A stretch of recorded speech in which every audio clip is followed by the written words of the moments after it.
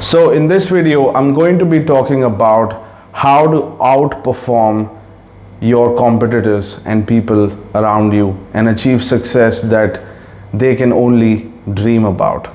Okay, my name is Prithvi and I'm the founder of a healthcare investment company in UAE. And in the last 3 years, I have negotiated a $3.5 million transaction, a $10 million transaction, a $25 million transaction, a $120 million transaction, and a $140 million transaction. And I'm 29 years old, and I did it in UAE, and I come from very humble beginnings in India. I lived in a small town, a small area, neighborhood in New Delhi, and it was not where the rich people lived. Okay, it was a very humble background. My mother, I was raised by a single mother who made around $2,000, and me, myself, my brother, and we three lived together. And this was our position till I was 17 or 18 years old. So not that long ago. And I did not go to Harvard. I did not go to Oxford. I did not even finish my college. So how did I get into this position, and how did I ended up negotiating these deals? Not only that, I have managed to bring together some of the most high profile executives in UAE, Dubai primarily, that have, one of them was a former CEO of a $3.5 billion company. And I have one of the top lawyers in the whole country who is my business partner, who has advised on a $13 billion bank merger. And these guys have 30 plus years of business experience in very high senior executive roles in very big companies. Both of these companies, the lawyer who worked for a law firm, it's among the top 5 law firms in the world with $1 billion plus revenue. And the company that my other business partner, who is my chairman, that company was $3.5 billion publicly listed company, and he was the former CEO of that. Okay. Apart from him, apart from both of them, we've got 2 healthcare experts that have 30 plus years of experience in C-suite positions. So both of my other partners who have a healthcare background were CEOs of healthcare companies that are fairly big in size, healthcare groups, and they have been in very senior positions, and they have 30 plus years experience each. Apart from that, I have another top senior partner from a top accounting firm, which also has revenues of billions of dollars, and he advises billion-dollar companies on accounting matters, all right, and investment matters. So how did I do this? I'm going to talk about it. Not only that, the framework that has allowed me to perform at this high level. I'm going to reveal that framework to you. How did I go from being a party boy, drinking a bunch of alcohol, smoking cigarette, and associating with all types of people who dragged me down, to performing at this level and leading this company. And I'm the founder of the company. I'm not an employee, I'm a founder. So, okay, step number 1, I wrote down my goals when I was 17 years old. Most people skip this step and they want to do the rest of the stuff, but they don't want to do this part. This is one of the most important parts, aspects and exercises that you can do with your life, is write down your goals, define it, clarify it, and see it in your mind before you perform it.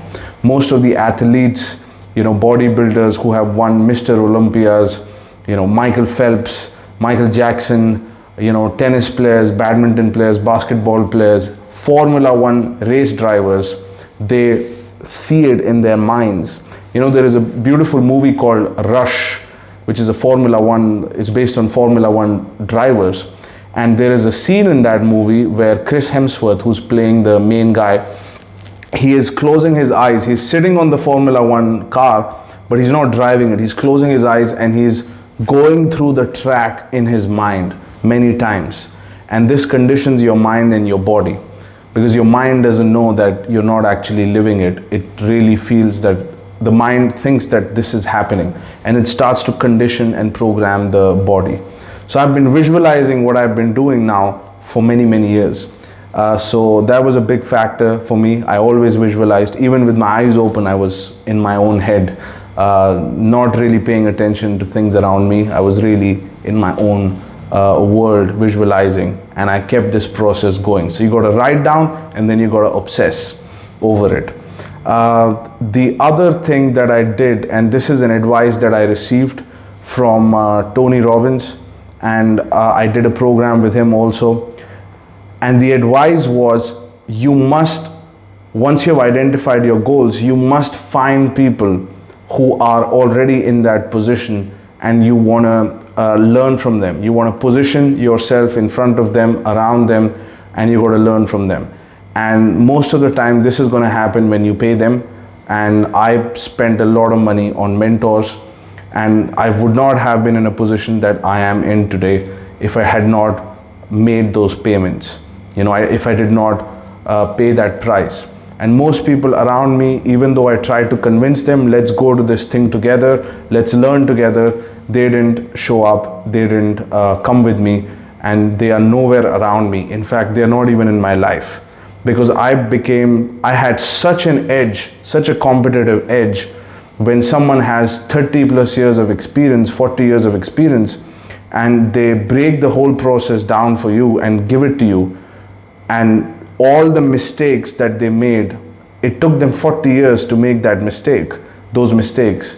And this whole model was discovered by so much trial and error, not just by that person, but there were people who trained him. They made the mistakes.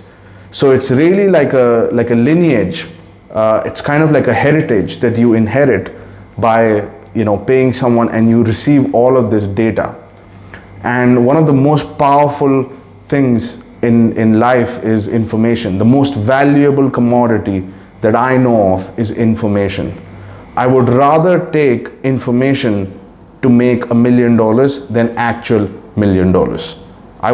If you give me two options, I'm going to give you 1 million, and I'm not going to tell you how I made this 1 million, but you can keep it. Or I can give you information how to get 1 million for sure every year. I would definitely choose the information, because then I can go execute it and I can get millions of dollars for myself. I don't need cash. I need the information how to get cash. So I always valued that, and this is the reason I didn't invest early on in a car or even in a house or any of those things. I invested in gadgets, technology that would advance me forward, and I bought a whole bunch of courses. To give you perspective, I've bought and done around 44 different courses on various subjects. So, and one of the biggest one was Dan Peña's QLA seminar and Dan Peña's QLA hardcore seminar. Both of them, at the time I did it, they costed $20,000 each. And the price for these things keep increasing, and right now I think it's around 40,000, and maybe by the time you watch this it even goes up further. So people, they're really sharing things which are so valuable in paid programs. I have seen so many people, they fall into the trap of the free information, right? Free information can give you a flavor, but ultimately the execution steps are almost always available when you go and you pay someone, and then they reveal you the true, the deeper stuff, the actionable steps that have come, that they have paid a big price to discover.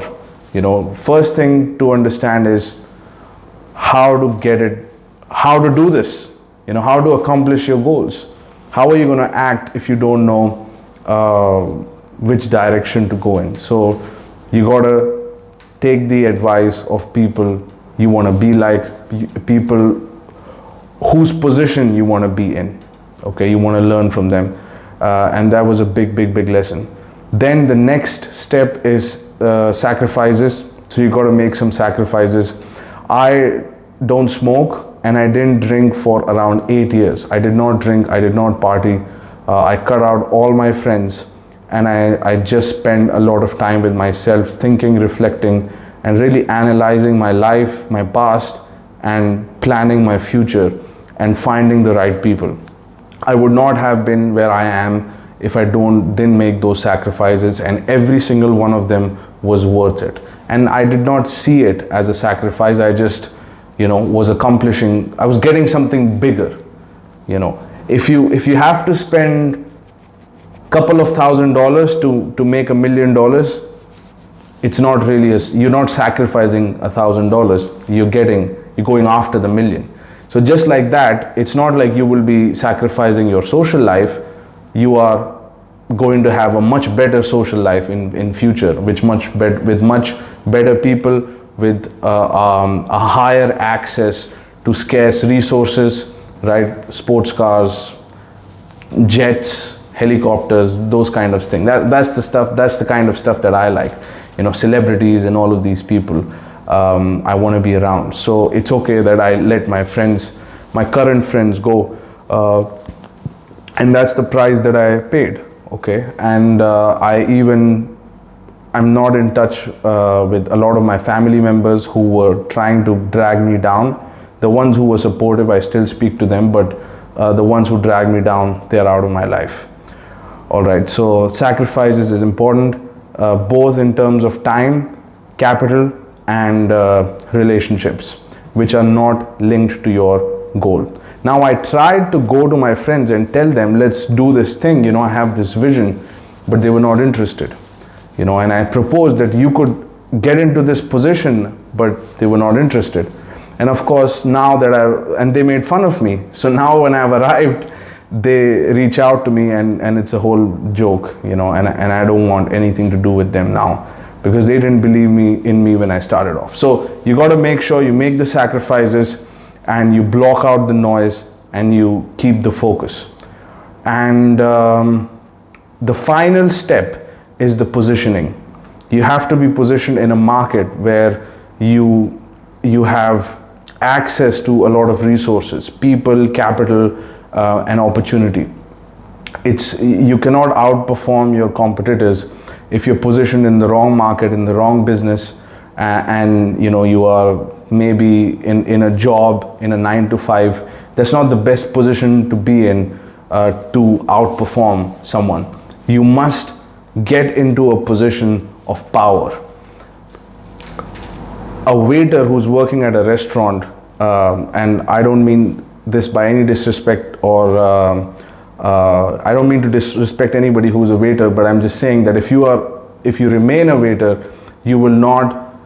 It's not a powerful position. There is very limited impact that person has, realistically speaking. But if you take the same person and put him in a different position in a company and train him, he will have a much bigger impact just by a shift in that position. And he may work half the hours, but he will still have a much bigger impact just because of the position factor. You have to get in a position to succeed, and then you will succeed. Before success comes, you almost always have to put yourself in a position to do it. It doesn't happen in all types of positions. It happens only in certain types of positions. The most amount of money in a company is made by the shareholders. It's not made by the CEO. It's not made by the COO. It's not made by the CFO. It's not made by the general manager. It's not made by the lawyer. It's not made by the doctor. It's made by the shareholder. Even in a healthcare company, it's not made by the doctor. It's made by probably the doctor who owns the company. In that scenario, he's the doctor and the shareholder. So you got to be a shareholder, and that's a powerful position to be in if you want to have influence over not just your life, but many other people's life, and enhance your impact. So position is a big factor towards performance, and it's important that you're in a position to succeed. Otherwise, it won't work. So to summarize, you got to write down your goals, You got to get mentors and leverage their experience and information that took them maybe 30, 40 years to figure out, and they have shared it with you. And I think I would pay any amount of money to get the information if I really, really need it to perform, because it's leverage. I know I can leverage it. If I know the information is accurate and it works, I would really go out of my way to pay a lot to get that information, because I value information more than anything. So, of course, health and other things also, but information in the context of business. And many tech companies now are investing into data, data on their customer, which is also information, and they are selling data. So information is very, very powerful and very valuable. Then you got sacrifices. Again, big thing. You got to make the sacrifices. And then finally, you got to get in the position to succeed and perform. If you're not on the football field, you're not a footballer. So you got to get in the arena as an entrepreneur, as a shareholder. That would be my recommendation. And obviously, you will do what you have to. So with that, that's the framework that I used to outperform most of the people in my age and most of the people that I have met.